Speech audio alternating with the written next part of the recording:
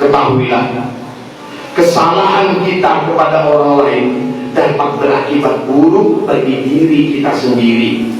Keburukan itu bisa langsung terasa di dunia, lebih-lebih ketika di akhirat kelak. Na'udzubillahi min dzalik.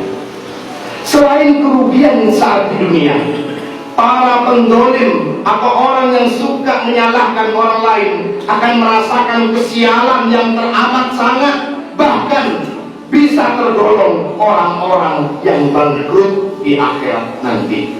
Dalam hal ini Rasulullah bersabda, dari sahabat Abu Hurairah radhiyallahu anhu, Rasulullah bersabda, apakah kalian tahu siapakah orang yang bangkrut itu? Orang yang bangkrut di antara kita itu adalah orang yang tidak punya uang atau orang yang tidak kebahagiaan, ya Rasulullah. Rasulullah menjawab, bukan itu orang yang bangkrut. Orang yang bangkrut, katanya Rasulullah, mereka adalah yang ketika hari kiamat mereka membawa pahala sholat yang banyak, mereka membawa ganjaran puasa yang banyak, mereka membawa ganjaran sedekah, ganjaran zakat yang banyak.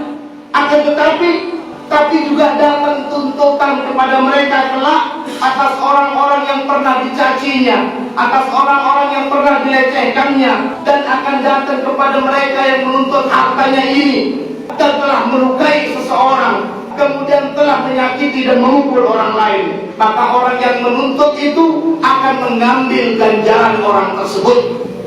Ketika ganjaran orang tersebut telah habis karena diminta oleh orang-orang yang telah didoliminya, sebelum semuanya yang pernah didolimi mendapatkan ganjaran dari dia, tapi ganjarannya sudah habis, maka dosa-dosa orang yang pernah didolimi, dosa-dosa orang yang pernah disakiti akan dioper kepada orang yang tadi banyak ganjarannya. Rugilah dia karena bukan ganjaran yang dia dapat, tapi dosa-dosa orang yang pernah didoliminya yang dia dapat. Na'udzubillah, na'udzubillah, summa na'udzubillah min dzalik.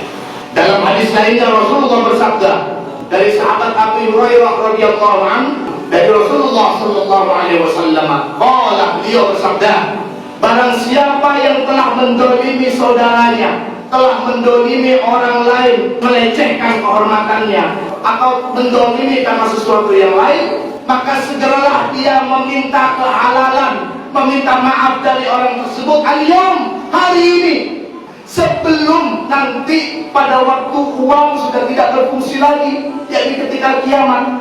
Jika tidak diminta kehalalan, maka ketika dia mempunyai pahala, maka pahalanya itu akan diambilkan sesuai kadar kedolimannya kepada orang lain.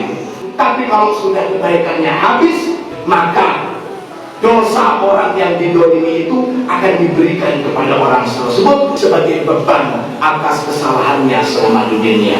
Na'udzubillah, summa na'udzubillah min dzalik.